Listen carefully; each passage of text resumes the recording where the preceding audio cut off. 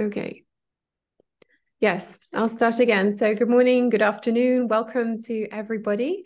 Thank you so much for being here. We're very happy to welcome you to the first in a series of talks on harmony and harmonious communities. And we are very happy that Venerable Chökyi has kindly agreed to kick off this important conversation for us. And she's going to start by helping us to answer, what is this thing called harmony? So we're very happy and delighted that she's with us to do that. And Tender, perhaps you would like to say a few words? Yes, good morning, bonjour, buongiorno, everyone. So thank you for being with us in this talk, especially, of course, Venerable Chökyi, who will give this talk. Yeah. First of all, I was asked to introduce Chökyi a little bit. Then I looked at the IMI database. I could not even find Chökyi. So I thought, like, let's use this moment for everyone sometimes to check our database if you're well registered, or maybe there has been some mistake or whatever happened. Because Chökyi is, of course, already very, very long time a nun. So usually I should be able to find her. But I think there was one time a kind of selection like that. Everyone had to re-register again, so it might not have happened or something. But anyway, there was something in the database. I just want to use this occasion. And for the rest, I met Venerable Chökyi a few times during retreats. And I noticed, especially in the retreat in Australia, that Venerable Chökyi is always very active. So where the work is, Venerable Chökyi is. So she's not shy to turn away from work and serve Lamas Rinpoche. And in I think the 6 years that I know you slightly better, Chökyi, I think you lived in Vajrayana Institute in the beginning, and then later in Chenrezig, and in later in Hayagriva Center in Perth. So yeah, I think whole Australia knows you because I think you had many functions in all these Australian centers. So I'm very grateful, and I found it very inspiring that you're so active. Also, when I asked you to be on the board, you took a board position for some years, and also these days we have a new work group. It's called The Future of Western Sangha. So we want to improve our services and our communication with lay people, and evaluate what kind of programs there are, and how we inform them, and also even the whole FPMT culture about ordination. So we discuss many things, and we have many plans, and you're one of the members. So I'm very grateful that you also took that. And you're IMI regional of IMI representative for Australia. So very active IMI member. I think big inspiration for many people. So anyway, thank you, Chökyi, for being with us. And please go ahead.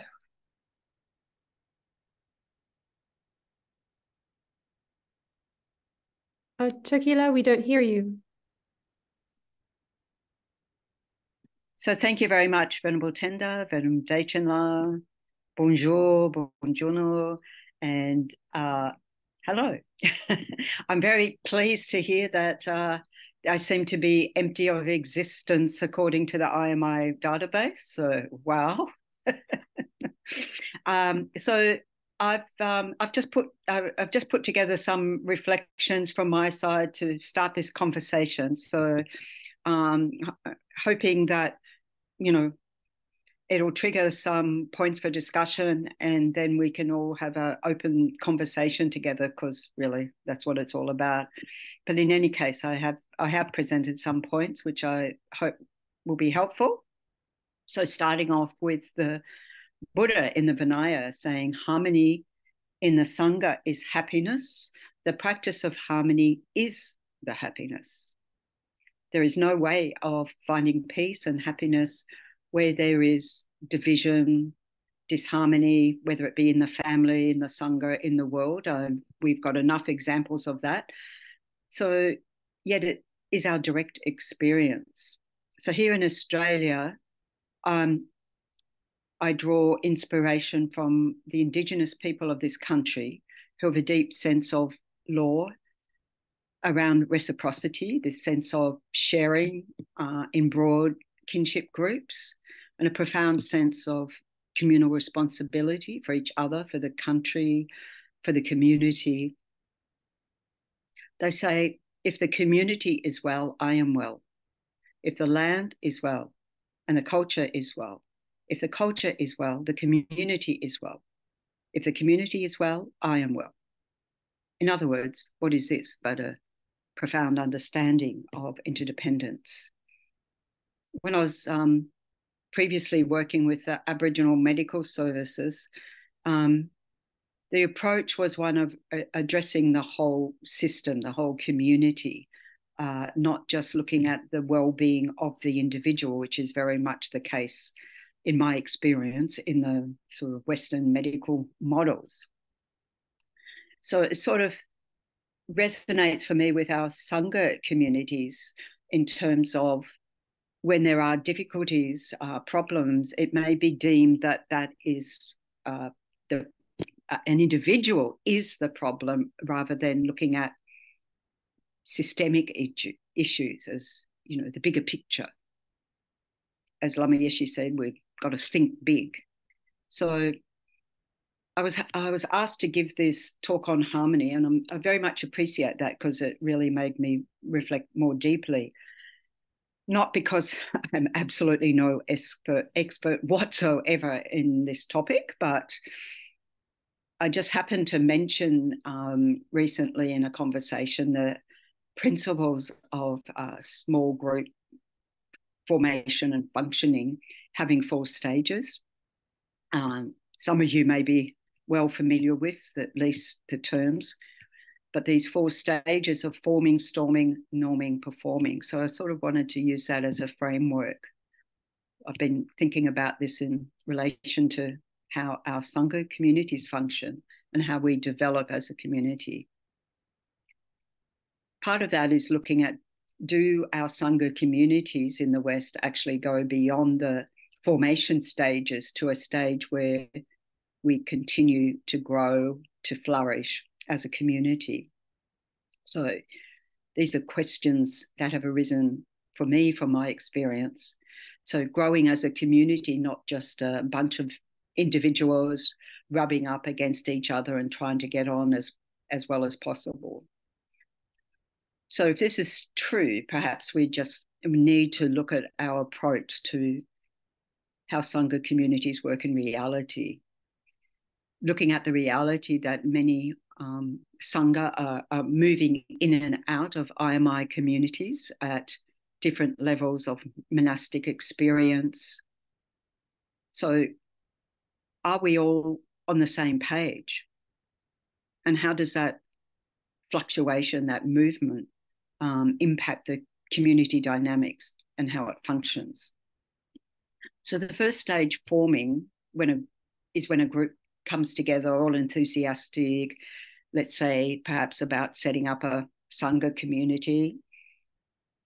I was at an IMI North America meeting at one of the Light on the Path retreats after Rinpoche had indicated that Milarepa Center at the time came out well to be a nunnery. And Rinpoche added, but the nuns have to want it. And there was a small group of North American nuns who formed a group to investigate further, to discuss this, exploring how the community would function. I'm not sure what their discussions were. I wasn't part of that. But it didn't seem to progress past this initial stage. And probably there's many, many more examples like that exist. In other words, the conditions didn't come together to go further. So at this stage, early stage of development, there needs to be a leader to facilitate group discussion and formation. People are generally polite, they stick to safe topics. Yet they need to establish some clear and realistic expectations. So we saw that the example that Chökyi Buddha set for the first ordained Sangha, and the vows arising from imposing restraints on behavior infractions that occurred in the community, and that, established the vows that we take and follow. And we're really, particularly over the last few years, really, really fortunate having teachings on Vinaya, and then following from that. It's in our interest of harmony of our Sangha community to demonstrate. We really need to demonstrate our understanding of those vows in action, not complaining about others, not talking behind others' backs, but we can take inspiration from the great Tibetan monasteries in South India and so forth, Nepal, where in general we don't hear about monastics complaining about each other, or even complaining about their circumstances, but despite the difficulties which we may have heard about from our dear Geshis talking about what they endured. And sure, we in IMI mostly haven't grown up with a culture of monastic discipline, not at all. Grown up in very individualistic cultures, come to ordination at a later age, maybe set in our ways. But are we really saying we can't follow the vows we've taken? Of course not. Are we really saying we can't give up our egos and say it's all about me and what I want to do as an individual? Of course not. There's many examples of monasteries, nunneries functioning in the West. But our success in that relies on a foundation of modeling pure ethical behavior with our speech, with our actions, for those who look to the Sangha for inspiration, for Dharma advice, for us to be role models of harmony in an increasingly fractured world. So the next stage beyond that is storming. So we can think about that in terms of brainstorming ideas and goals for maybe projects of the community, rules of the community, our roles, our responsibilities to the Sangha community, and usually to the Dharma centres we're affiliated with. So at this stage, the participants are more likely to be comfortable to say what they think, to express their opinions, to air differences. Some resist, some don't participate at all. Conflicts can and do arise. Emotions can run high. So at this stage, we sort of have a great need to engage everyone, encourage suggestions, identify issues, not shoot each other down, and facilitate resolution to issues that arise. And I think myself, and others can disagree for sure, this is maybe as far as some of our Sangha communities get, sadly. We're stuck in differences, maybe in conflict. But we really need to ask ourselves, how important is it? How important will it be in 10 years' time to me, to the community, to IMI, to FPMT? Think bigger. So at this stage, we need to develop trust. And there's a strong emphasis of that need within our Sangha communities to be able to trust that we're going to get support for individual suggestions. We're going to get help if it's beneficial to the community. And to use inclusive language and practice together to promote harmony. To orient ourselves towards the greater good more than what I want for myself, a sense of possessiveness of mine in the community. So at Chenrezig, nuns community many years ago, it was before I was living there, but the nuns would move huts every 6 months, or move their accommodation around every 6 months. And really, that in a way that works on that attachment, that possessiveness of my hut. So I loved it when I heard nuns remind each other, it's hut number, it's not mine. So that you know, we can very easily get attached to our abodes of Sangha just like everybody else. I probably need to be moved along around a lot more, so that it's very scary how my stuff builds up. Anyway, so the sense of conflict always arises through distancing, me, you, us, them. We know this from the teachings. You know, when I first arrived at Chenrezig Institute to take up the residential teacher role, I was greeted by one CNC member who said, "Are you here to cause disharmony or what?" I mean, I was quite taken aback. Truly, I was there because Rinpoche had advised me to go, had appointed me to teach there. But within CNC at that time, there were definite factions and rivalry. I can't say it always was, it is now at that time. So this is just an example of not getting beyond this storming phase. You know, despite all the community rules, there were those who simply didn't participate. So in 2018, when Lama Zopa Rinpoche was at Chenrezig Institute, and after all the teachings, Rinpoche spent a number of days coming to Guru Puja in the mornings and you know, leading us in the tunes for the puja and advising the whole community to come together to offer Guru Puja every morning. It was already happening, but Rinpoche emphasized for harmony to come together. And Rinpoche has emphasized many, many times coming together to do prayers together, to practice together. And of course, what happened at Chenrezig is what happens everywhere over time. It mostly came down to then subsequently, after a while, a few Sangha and lay residents regularly engaging in the practice. So it's not a criticism of Chenrezig Institute, because we can all relate to that. We get to a point where we narrow our view and think, oh, the problem is out there, or I can't go, or I don't like that person, I'm not going to be in the gobpa at the same time. These are all things I've heard. So we know from the Lojong teachings that the shift needs to happen in our orientation, to put the blame onto this one, to say, to make the commitment, I'll do whatever I can to promote harmony, to use welcoming, inclusive, kind, honest speech and body language. And just as it was at Chenrezig, those of us who regularly engaged in daily group pujas, morning and evening, felt a sense over time of that growing harmony amongst the group itself. So I like to remind myself, if I can't get on with my Dharma community, with my fellow Sangha community as Mahayana Buddhists, with those who I share the same levels of vows, those Vajra brothers, sisters, who share the same aspirations, the same goals.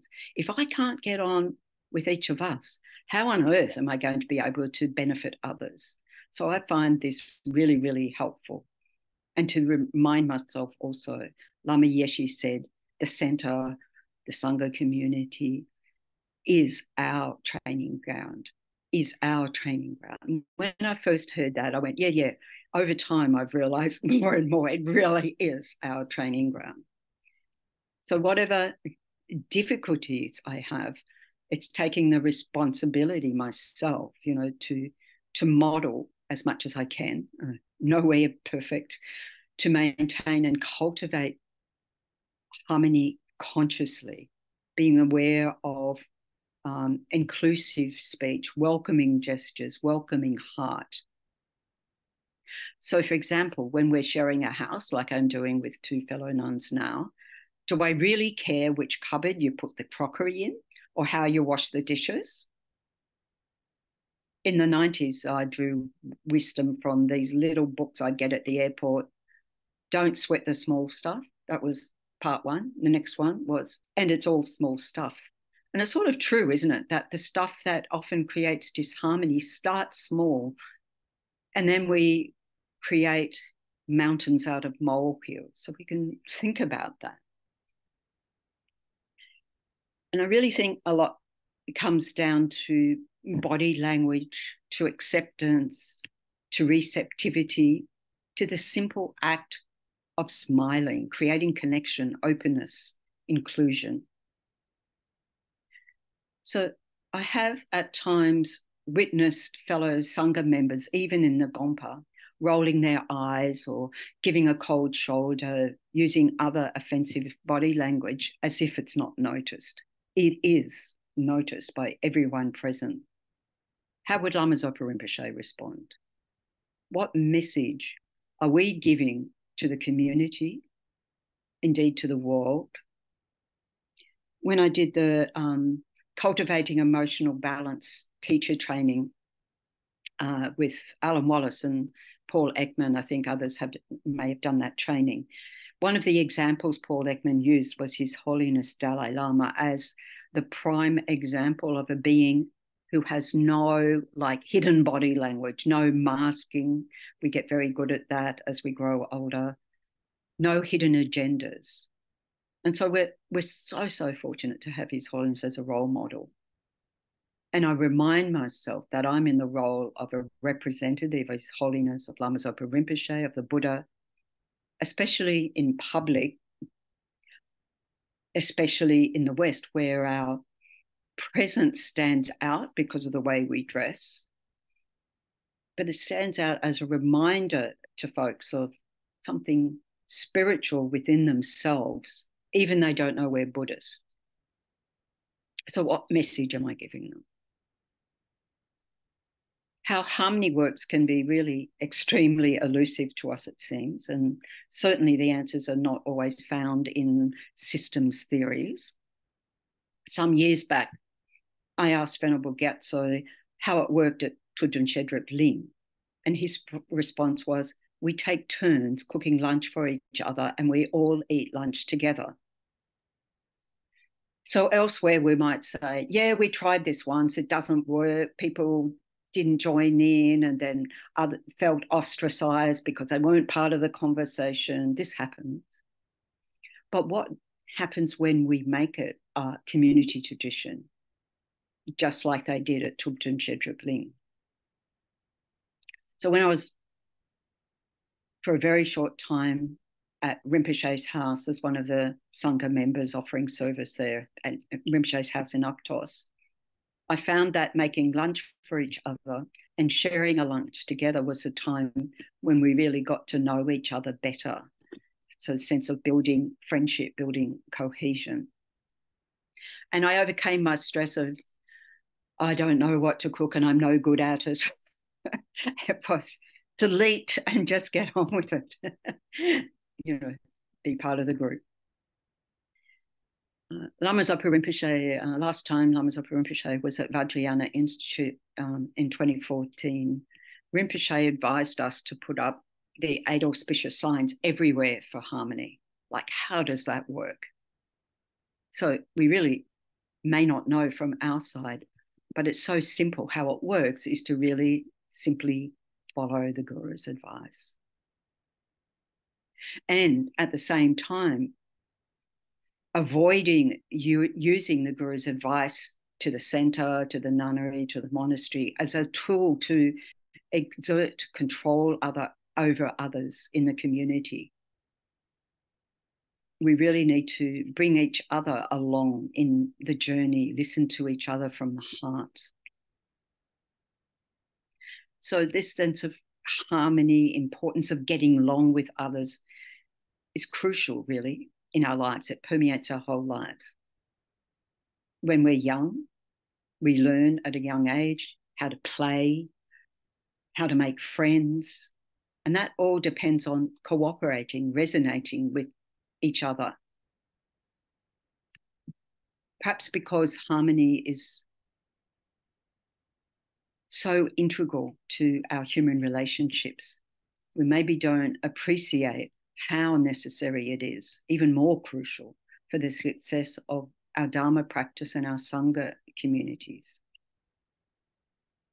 Our ability to get along, to be in accord and at peace with our fellow Dharma brothers, sisters, is essential for creating the cause for the Guru's long life. And it also underpins our ability to be successful in our efforts to create Dharma communities and spread the Buddha's teachings, which is our job. We signed up for it. Nobody forced us to ordain. We chose this path. Lama Zopa Rinpoche, in an article in Mandala in 2018, this is, I find, quite distressing. I'm terribly upset with those people who are not concerned to keep harmony. That's very bad. It's extremely important to not get mixed up with the broken Samaya brothers, with the broken Samaya brothers who do not feel comfortable with each other. Why do Vajra brothers, we can say ancestors, create broken Samaya? For all students to be harmonious is the most important cause for Lama's quick return to guide us and all others. Even to not come in the evening time is very bad. More than this, I cannot say. Otherwise, I cannot do retreat. It will be like a volcano breaking into atoms. So it's really distressing to see how much our behavior can cause such upset for our gurus, particularly at this time when, we pray for the swift return of Kyabje Lama Zopa Rinpoche. I found the IMI prayer-a-thon, and thank you, Venerable Tenda, following the Guru's advice swiftly, even at Chen Rezig Institute. We went into a state of panic and we pulled this off in 3 days, and look what's happened. But for us as a community, international Sangha community, it was such a wonderful gift to really connect with each other worldwide, even briefly every week. That sense of we are in this together, the friendships that were built, on that foundation of our shared Dharma practice. So the next phase, when the group reaches the norming phase, this is where we can really start to grow confidently and collaborate on a strong footing with a sense of commitment, cohesion. Participants are encouraged and supportive. So here it's important we acknowledge and celebrate our individual and group efforts, whether they be engaging in pujas, studies, making offerings in the Gompa, or the projects we're engaged in, building, maintenance, day-to-day, running of the community. You can imagine what Rinpoche would say, wow, wow, wow, amazing, amazing, amazing, rejoice. I was having heard at one of our happiness conferences that thanking improves your thinking. These days, I take every opportunity to thank everyone for their contributions. And I hear from others how volunteers are never thanked, these ones are never thanked, that one. But to thank each other, to really appreciate each other and demonstrate that in our speech. Acknowledge our different skills, our different abilities, and individual and group contributions, just like the story of the 4 harmonious friends. So at this stage, there's also a danger of group think setting in. So this leads to the danger of stagnation, of suppression of different views. This is the danger of being expected to all act the same. It really stifles creativity and stifles growth. So yes, as His Holiness says, as human beings, physically, mentally, emotionally, all the same. However, as the Buddha taught, each being according to their capacity. You see the story of the 4 harmonious friends. We have different contributions to make. I was inspired by a previous retreat in Bendigo with Lama Zopa Rinpoche. It was when we had the CPMT meeting there as well. And so we were there with Rinpoche for a much longer period of time. And Rinpoche seemed to engage everyone. He'd you're going to be, creating mantra banners. You're going to be building those cute little animals with all the slogans. And everyone had a job. And I thought, wow, this is what it's like to live in Lama Zopa's Sangha community, of having everyone included. I saw that again at Chenrezig Institute with Geshe Sultram during COVID lockdown, when we were just expecting Lama Zopa to arrive next week, and then we all went into lockdown. And subsequently, when we had the Rinpoche accepted our request to consecrate the Nalanda Master's Garden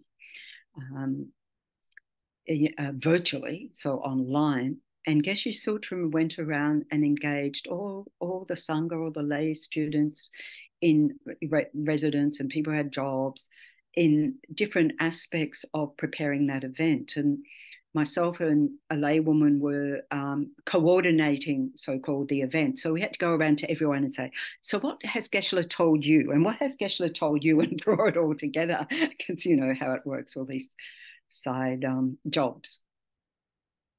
Again, at Vajrayana Institute, I was volunteer manager for the VI conferences for at least a decade. And I always was able to find a job for anyone who wanted to volunteer, anyone offering, whatever their skill set, whatever their level of engagement. And so they felt included. And we did a lot of training around that as well, so that everybody felt included. Everyone had a buddy who had their back, and so forth, and worked in teams. Again, I'm inspired by the Indigenous elders of this country, and yes, even their traditions are now not what they were previously, but everyone in the community had a job, everyone according to their capacity. And it really comes down to cherishing each other, for caring for each other. When Kandrila was at Chenrezig Institute in 2014, it was the Sangha had requested a meeting with Kandrila. And in that meeting, Kandrila said, you have to take care of each other. She sort of saw that as our job, was to care for each other. And Kandrila also predicted, thankfully, inspiringly, that Chenrezig nuns community would be a community of 400 nuns. So it's hard in the present situation to imagine that, but what an inspiring vision. So, of course, these great holy beings have vast vision way beyond what we can perceive. But to think, let's work towards that actually being a reality. I remember reading some time ago that long-term relationships, in conventional sense of intimate relationships, so they were defined as 15 years plus relationships, were based on acceptance of difference, support for each other's different professions, interests, and so forth, on a basis of mutual respect and openness, and a foundation of love, not on threats, not on coercion, not on control. So the performing phase is when we really get things done as a community. There's a demonstration of that sense of reliability, of interdependence, commitment to group needs and goals, strong trust and empathy, and being able to engage well in collective decision-making and problem-solving. So sometimes we have that expectation right at the beginning that that's just going to fall into place. But this coming to this state of being able to perform effectively, we need to be aware it takes a really long time to reach this stage. And give up our expectation that harmony is just going to happen day one. It won't. It doesn't. And that's the nature of things. We're all works in progress, and we really, I think, in this reflection, it's been for me, it was like investigate where that community's actually at in terms of these stages of development and functioning. So there's heaps of advice, heaps of tips about cultivating harmony, and we probably know a lot about it. You probably know a lot more than me. Wouldn't be hard. But it does start with our individual willingness, our willingness to cooperate, our joyous perseverance, never giving up for the benefit of the Dharma, for the flourishing and survival of the Sangha in the world, which is our responsibility. I think we're a very long way from the cooperatives that we had certainly here in Australia. Everyone seemed to be not cooperative in the 70s, and people collaborating, and everything had to be a collective consensus decision making, and we got used to that. That seems to be long gone. The sense of communitarianism that came up in the 80s and so forth. We really need to look at how we are here right now and what we're dealing with. So just my thoughts, and let's open up the conversation so we can all share our ideas, our experience of creating harmony, of experiencing harmony in our Dharma communities, of addressing difficulties when they arise. So let's just open it up to everyone to have their say.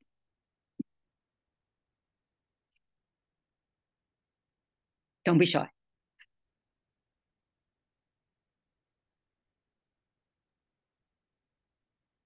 May I start? Yes, please, Venerable Tender. You're the expert. Okay. You're the boss. Yeah, so thank you so much. It gives indeed some clarity about all these stages where the groups are in. And you said that most communities are struggling in the second phase. So what suggestions do you have? Like because indeed, like groups come together, and sometimes you don't go beyond the people. Try to adapt, but they don't go beyond taking responsibility of contribution to the community. And also there's very quickly, like when I see in Alanda, there's 60 people running around on daily basis. You see very quickly groups also, like I feel only safe within with this little group. Can you say something about how? I think there's nothing wrong with feeling safe in a small group. That's the nature of things. We develop closer bonds with some people than we do with others.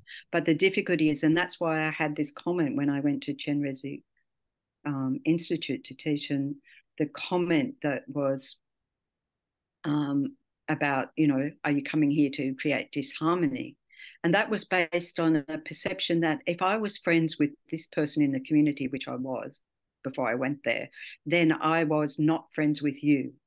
So the sense that being already put into a category where I can be friends with, we know this from our teachings, So I really think this, encouraging, as Lama Zopa says, encouraging the coming together for pujas. We get down to the point of, or practices, we get down to the point of, okay, it's the, your turn to be in the Gompa today or something like that, maybe, or a couple of people holding that, and then they feel overburdened because they're holding that space. And I really think it is about our sense of individualism. It's how we've grown up, and we have to acknowledge that's how we've grown up. It's not particularly that we're coming to our monastic communities and at a later age in our life. Usually there's some younger people, but not so many. And so, and if that's not addressed, I think, within the community as well, so that I think we tend to be different ways. Either it gets very controlling because people feel like everything's out of control, or it's just like, oh, well, they're not going to listen to me anyway, so anything goes. And that's the danger. Then either way, a group's not going to last in both of those. So, sometimes we need to look at those examples that are working and see what have they got that we don't have, And of course, as we have discussed, we can look at something like Shrivasti Abbey. We might say, okay, that's not for me. And we could have to question why that's not for me. But even saying, well, how is that managed to be sustained over such a long period of time, right? And to not, we have this qualm about, of course, we might, an individual might be asked to leave a community, and then there seems to be an upheaval within the whole community, some saying they should never have been asked to leave, others saying about time and whatever, and this seems to create further factions within the community.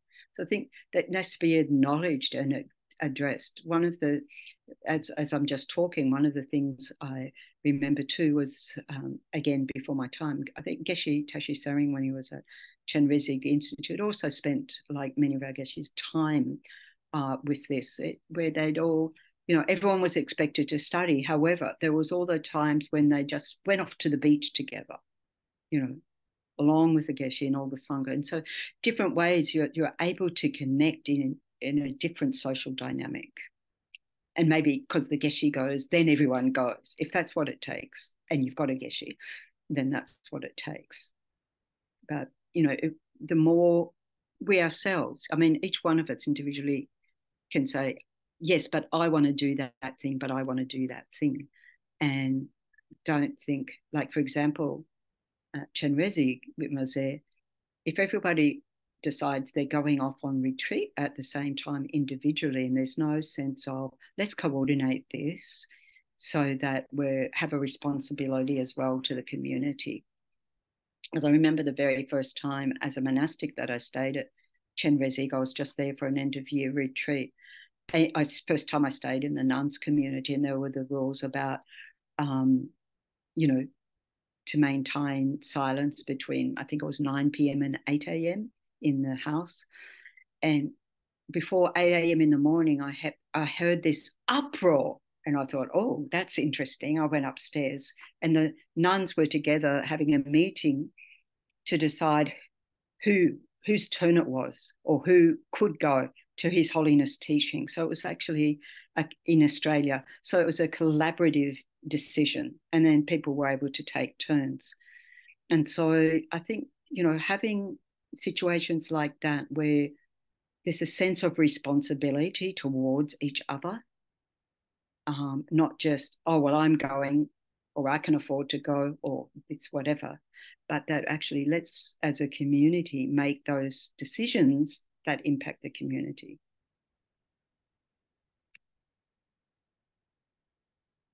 Maybe somebody else has got ideas about that. I'm sure a few of you have. A lot of you have been around much longer than me, for example.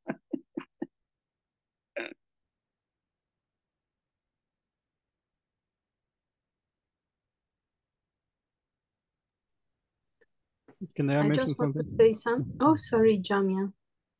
Jamia, No. you can speak. Okay, thank you. Sorry. Hello, Damian. Hello. Yeah, I have few comments. So one comment is that looking at going to pujas or doing practices together is building harmony. So yes. In Nalanda, this is obligatory. So I would say whatever is obligatory is not actually building harmony, because psychologically you feel that you are forced to do that. So you don't make a choice, I will go to do that to build harmony. So in this context, I would say the activities that we do together with the motivation, I will do this activity together to build harmony. This is activity to build harmony. And then it doesn't matter what it is. Of course, I always like that we actually work together and do some hardship and sweat around. So that's building harmony, but not everybody agrees with it. So that's why I think that the things that are actually psychologically not, I don't count them as building harmony things. Yeah. So this is one thing. Other thing is, I forgot. We'll come back to it.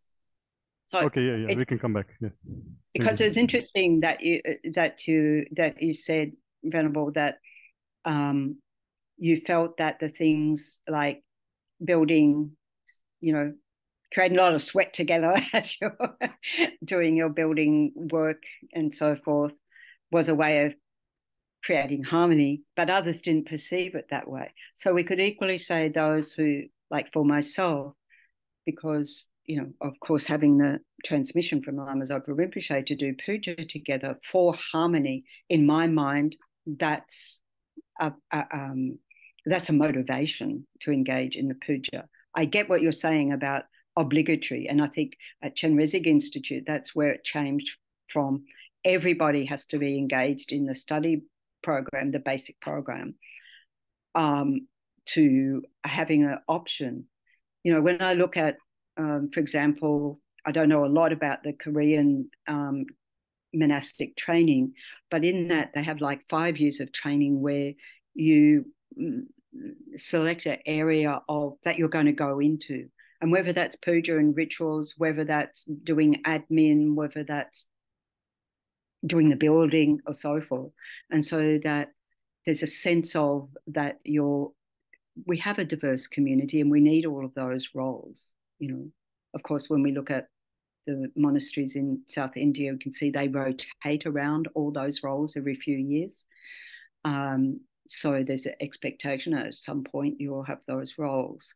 We do need some rules for community living. We can't just, as I said, we're not going to create harmony if everyone's just doing what they feel like doing. And I know that's not what you're saying, but that to accept that while I might believe that I might have the understanding that doing pujas, coming together for practice, is a contribution to harmony, not everyone's going to feel that way. And in my experience, I've seen that not everybody feels that way. So that sense of appreciating, or even holding those discussions about what is it that each one of us feels is contributing to harmony in this community, or being an obstacle to harmony in the community. That needs already a level of maturity, I think.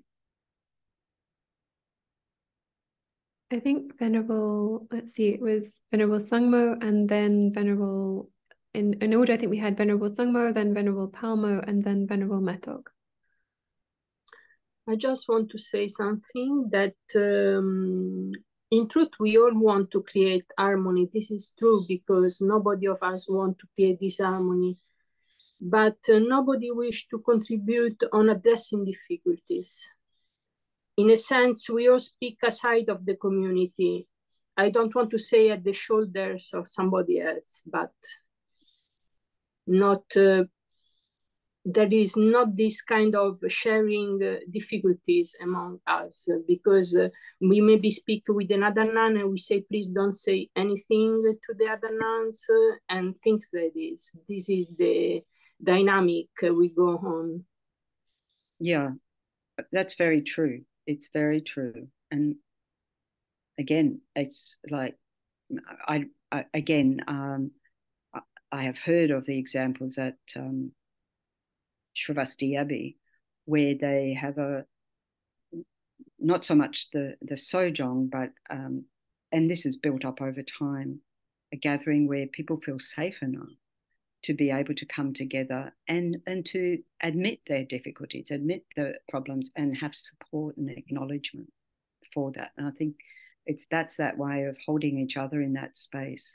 But we might think, has our community got to that point yet where we feel safe as a group like that to come together?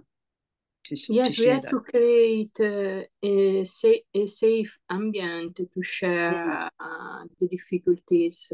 But unfortunately, we didn't. Not in all communities is the same as Travassi Abbey. No. And we are a kind of forced to speak aside or without sharing the difficulties, because if we do, we can look strange somehow. Yeah. I get what you're saying, and maybe other people have experience of that or dealing with that, because yeah, there is that. I know it. I don't know in your community if you have a senior nuns. Yes, we have a senior nun. We have a senior nun. Yeah, that you can discuss with or whatever. But that. Yes, but in truth, we never share among us all the nuns together. We do not have a space as in Stravassi Abbey. There is one. Yeah. So it may be discussion to have whether the community is ready to do something like that. If people feel safe to be able to just actually not even take any action, but just listen to each other, right? And acknowledge that we've all got difficulties. We're all going to have difficulties. I mean, of course. And we're going to have difficulties with each other. It's sort of, that's what happens in life, isn't it? No matter who you are, no matter what type of relationship. But if we don't address it, then all those rifts start to develop and we haven't got a community anymore, isn't it? Yes, we should create this space and let's say take the example of the Abbey to improve ourselves. That's what I think. Yeah. To improve ourselves, but also thinking that's improving the community. Yes, and exactly. I want to have that community here so that I can continue to be here. So I want to do what I can to improve that community. Okay, maybe we move to Venerable Palmo. Venerable Palmo, you raised your hand. That's true. You hear me well? Yes. Yes. Yeah. I wanted to share something, a reaction that came up at first when Venerable Tendar said something about safety, and which just came up again. And just to start practicing right now, I can say that I felt very touched, and I missed a lot of the discussion after that because of the importance it has for me, apparently. And I feel actually very uncomfortable seeing that there's 24 people looking at me and that there's a lot of black screens for people who I cannot look into the eyes. And they probably have a very good reason for that, but it makes me very uncomfortable.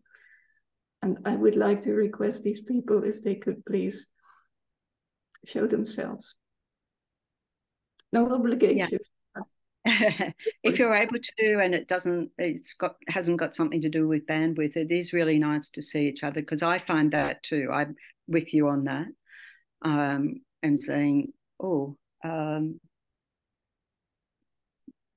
don't want to name any names, but just say if it's possible to share your video so that we get more a sense that we're actually talking directly to each other. I think that is a good thing. But also, Venerable raised a point about also our reticence, shyness of speaking up in a group as well. Some people are very good at it. Others are not so comfortable in that space. And I think we need to acknowledge and support others to be able to find a voice in that space when it's necessary. Like, again, I think of my, I've been of influence a lot by Aboriginal elders, and that the sense of in Indigenous communities, silence is not a lack of contribution. It's not a lack of engagement. In fact, it's a sense of deep, there's respect for that, the silences, as well as for the time of speaking. But it may be that we're just maybe not even too shy. Maybe we are too shy. Maybe we don't feel safe in that environment. And I've certainly been in community meetings where people do not feel safe. And so we have to address the lack of safety within those, because otherwise people just vote with their feet, right? Well, Thanks thank for you that. for those who have showed up, and thank you for those who want to and cannot.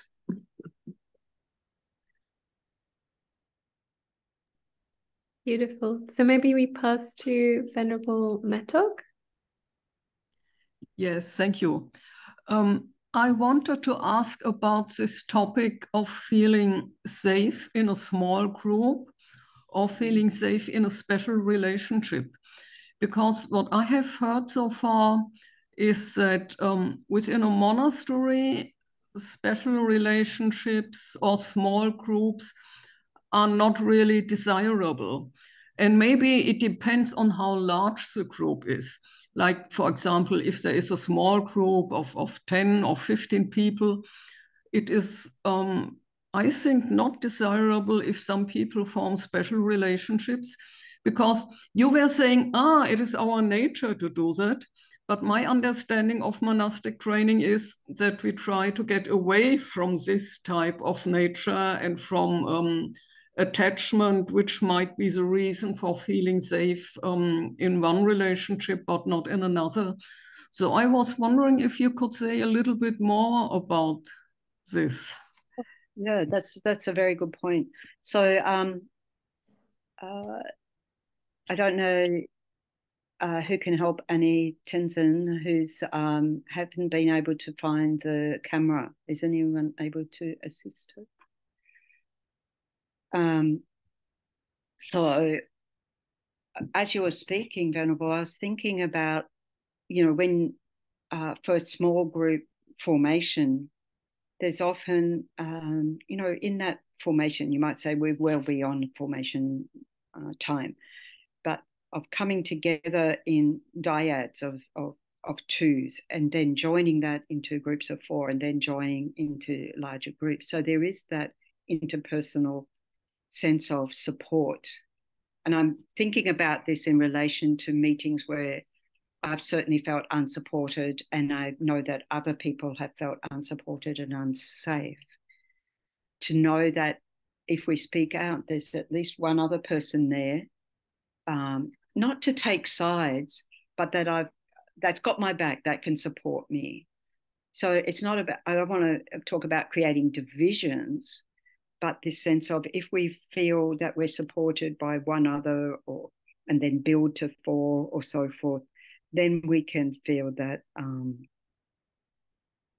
we're not just on some, I don't know, crazy sidetrack or something, that we're, I don't fit in here, or whatever else we may have as a fear or as a concern. And I think so while we're working together for the greater good of the community, I think we need to also value our friendships as well, because we have different karmic relationships with each other. If we make it too, like Venerable Jamyang was saying, if it sounds like too much obligation in one way, then our heart goes out of it. And so we want to maintain heart connection. But where it becomes a danger, I remember someone saying at one point, "Oh, you're in the so-and-so gang." And I'm like, I didn't even know there were gangs. Which gang's that? Which gang am I in? Not the one that person was in. And it's just like they had in their head created gangs because they would see, and that's where it becomes a danger, I think. So, but we need to have our friendships. We need to be able to, be ourselves as much as possible, as well as contributing to the community. If people have thank you. Other people have examples of that, please share. Venerable Yeshe, you have your hand raised. I do. Thank you. Yes, she's a housemate. Hi, Venerable Chökyi. If I may, just a couple of things. I found a really lovely quote, actually, but I don't actually know where it came from, so I can't reference it. But I'd just like to share it because it actually means something very different to when we normally think about harmony, we think about the individual things we have to put together. Or most of us live in communities, whether that be 2, 3, 20, 30, 50, 60, by the sounds of it. of which I don't have that experience of 60 people in a community. But it says a harmonious community relies on each member of that community having done the necessary work on themselves to maintain a consistent state of inner harmony and balance. And I just go, oh, wow, well, I'm not there. So, of course, we're going to have differences because I'm not at that point. I'm working on it, but I haven't achieved it. But I do live in what I consider a very harmonious household, and then because it's embracing the differences and sharing the commonalities. So the fact that we do things differently allows us to practice that tolerance and acceptance. And sometimes it is a case of, oh, no, but that's really good. That's actually good. That allows our practice to come to the fore. And yeah, we can grow from that. But from my side, listening to this, it's more Australian and probably more at an organisational level, because I've had the wonderful opportunity of living in 3 Australian communities, Dharma communities, and for me, the experience has been different in each one. And then I go, so there's so few Sangha living community options in Australia.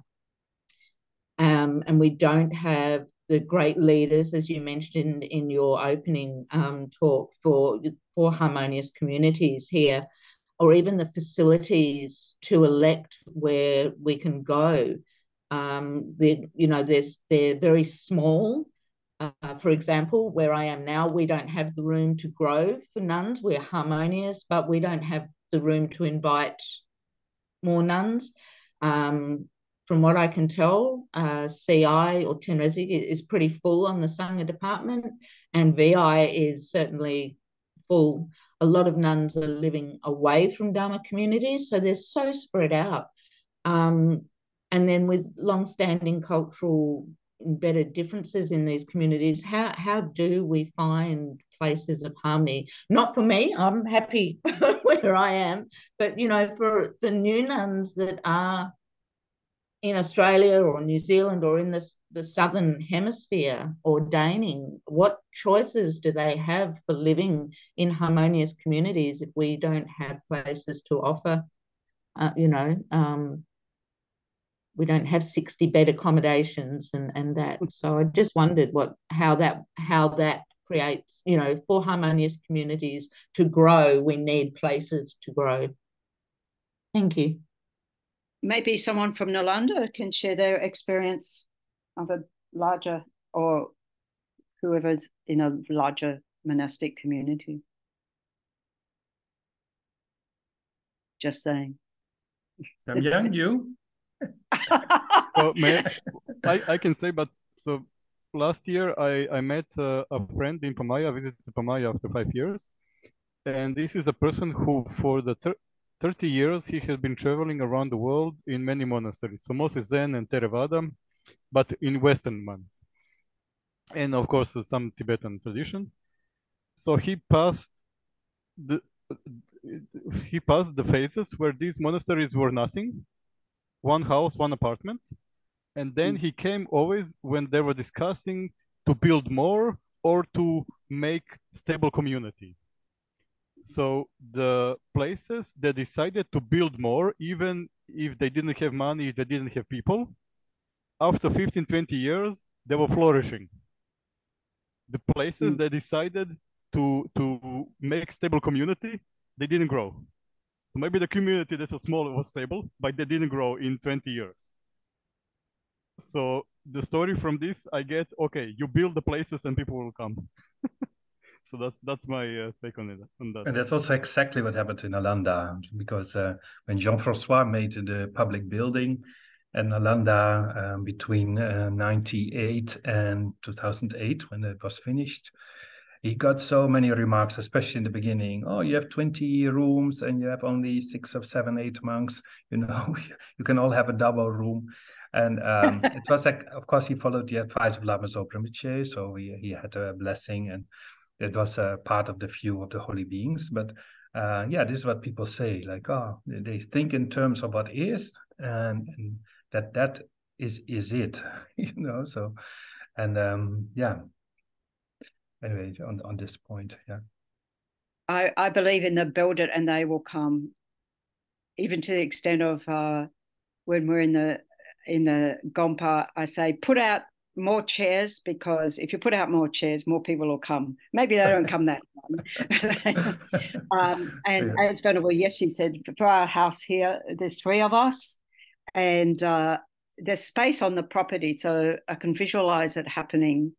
And we do have a previous director of the centre who was really committed to having more Sangha here, particularly nuns, he was very supportive of. And now he's got 3, from 0 to 3 in 2 years. So I think, you know, we might be able to build our community. But yeah, if that culture is not available in the centre, I think we need to address that as well, because I can remember being at a centre in the US where when people were coming up for ordination, they were given the clear message, don't expect the centre to support you. And I think it's not just about us as a Sangha community, independent from the Dharma Centre, that having the support for our growth, for our development, and seeing the benefit of Sangha. That's a whole other conversation, really, from the centre's point of view. And I know that we're doing things to gauge that level of support through IMI. I just wanted to, in case people didn't see that, Annie Tenzin was saying that her device that she's on, the computer that she's on, doesn't have the applications for video. So she's apologizing and saying, next time, don't worry, I'll be there, you'll see me. I think Venerable Metok, did you have an opportunity to say what you were going to say? Oh, yes. Sorry, can you say it again, please? Oh, no, I was just checking that, yes, you've had an opportunity to speak about what you wanted to speak about. Yes, okay.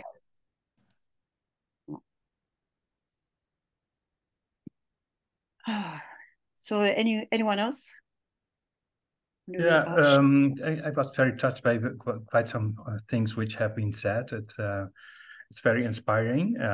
Also for some people who asked questions or made some extra remarks, like that it's good indeed to cherish also your personal relationships.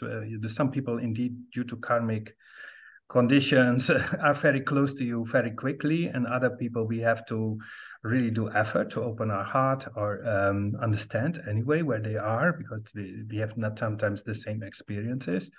So, and at the same time, keep an open heart to make contributions to the big, have a responsibility that things are done in a broader sense. So, be somehow altruistic.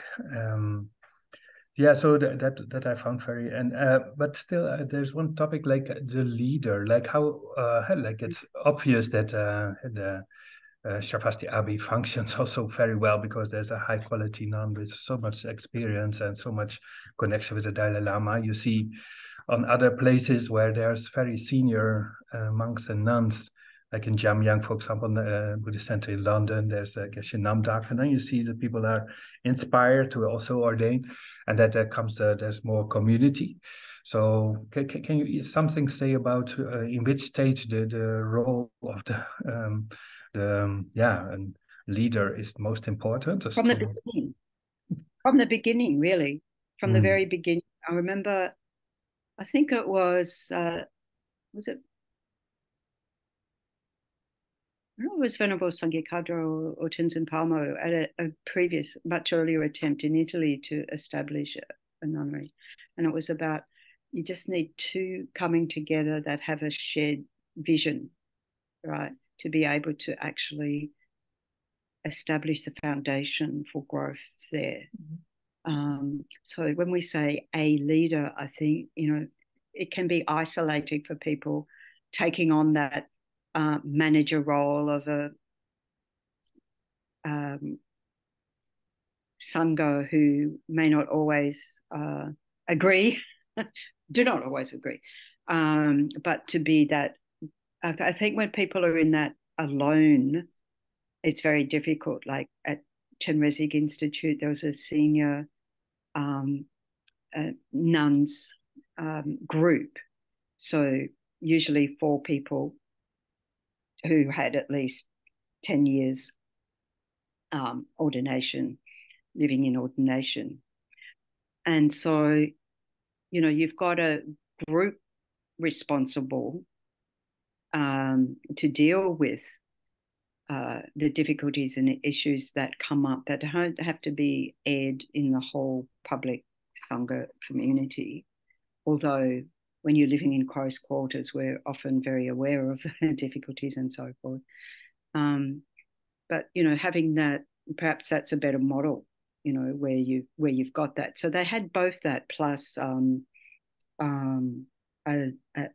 manager of the nuns community who was one of those members. So I think, you really need that from the beginning to establish, well, we have our vows, we have ground rules for how the community is going to function, to really establish those and put them in place. But then what I think the difficulty comes when people come in who are not preparing to accept those, and at what point does that become an issue for the community? How much do you let go by? How much do you try and address the issue? These are the things that we need to, with sensitivity, address, and not make it like, being hit over the head, but also not making it like, oh, well, it's all too hard, I'm not going to address any of it. So you really need a guiding group. And at the end of the day, do all our Sangha communities have a geshe they can go to for advice?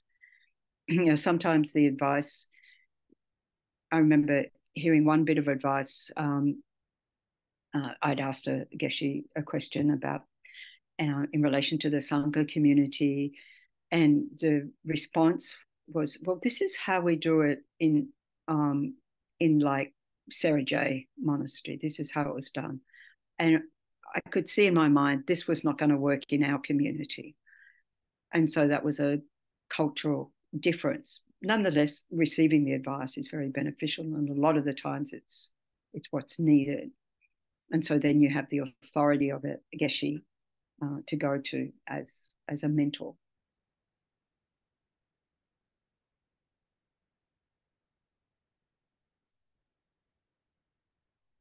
So any final contributions? Thank you, Venerable Tendar.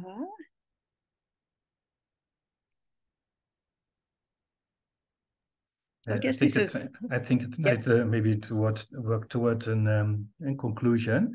So yeah, so thank you so much. I think I hope Dachin will do the final word.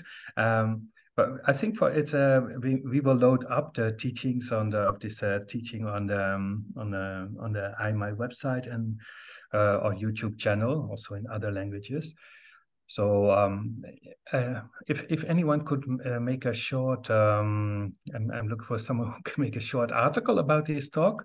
If anyone is willing, then we can also publish it within our own newsletter and so forth. Is there anyone who can make a contribution to our newsletter by making maybe 10 sentences, maybe 20 sentences? Venerable Metok is waving her hand. Okay, we have someone. Okay, thank you. Thank you. Let's go. Thank you. Okay, from my side, thank you very much, Venerable Chökyi, and anyone else who makes nice contributions, and whatever you do in your mandala, where you are part of the world mandala. Thank you so much for building up communities. I think it's very important, and this kind of talks, I think, could really contribute, could fuel our hearts. So thank you to speak. Yeah. Thank you. Also, thank you, Venerable Tendar. And I also think that this is like, it really is opening up a conversation that's an ongoing conversation. It's not just this, short period of time, that if we can continue having relations with each other within our communities, within IMI more broadly, then we can feel like we can air things more, you know. Yeah. I also would like to ask to thank Venerable Dachin, of course, for her incredible work, because she really makes good connection, at least from her side, with the nuns in Europe, and she did all this work to organize these talks, because we can only do it together. So thank you, Dachin. So I give the word to you to conclude, Dachin. Okay. Yeah, thank you so much. Of course, thank you, Venerable Chökyi. And also thank you to everyone for sharing, because it gives us an understanding of where people are at and the concerns that people have. A couple of things that stood out to me were this idea that we have to take responsibility and be willing to set aside sometimes the petty things for the sake of, you know, the vision we have and what we've committed to. So I think that was really powerful. And what I got a sense of was, I found it interesting. You said that sometimes maybe we're stuck in the storming phase. So we form and then we get a bit stuck in the forming stage and then we expect to perform. It's like we haven't got there yet. And that was interesting because that resonated with some of the comments people gave around not feeling ready to be open, or maybe some feelings of safety not being there to be fully open. And I thank everyone for being honest and for expressing themselves and sharing that vulnerability, because that's also how we learn. And I think the next talk we'll have in 2 weeks will be with Rabina, and I think that's where we can sort of, what we've asked her to talk about is really these we've called it how to handle the hard stuff. That wasn't the initial title. I can't tell you what the initial title was, but we said to Rabina, look, we have these problems like that really shake our sense of being in community, and you could say shake our sense of safety or our sense of well-being, maybe falsely accused or not being in the right gang, or feeling excluded from the right gang. These things that really compromise our sense of well-being, safety, and community. And originally I said we need a talk on what to do when the shit hits the fan. That was actually what I asked her to speak on. I said, what do we do then? Not when the chocolate runs out. We can handle the chocolate running out. That's not the problem. And so she's very kindly agreed to talk to us in a couple of weeks. And same time, same place. And so I hope that will help us continue the conversation. And as Chökyi says, it is a conversation. This is a dialogue. And we take a step, we listen, we learn, and we move forward. So just thank you so much, Venerable, for starting this conversation for us. And hope to see you all again very soon. Thank you, Venerable Dachin, and let's dedicate our merits and gather all this energy together and continue the conversation. Gewadi Nududa Lama Sange Drugune Droachiga Malupa De Salagopa Sho Janchup Sencho Grimposhe Maki Panam Gekuchi Gewan Yampa Me Payong Gone Gong Rupel Shu. Enjoy the rest of your day, and I'll enjoy the rest of my night. Thank you. Yeah, but very nice to see everyone's faces. Fantastic. Thank you so much.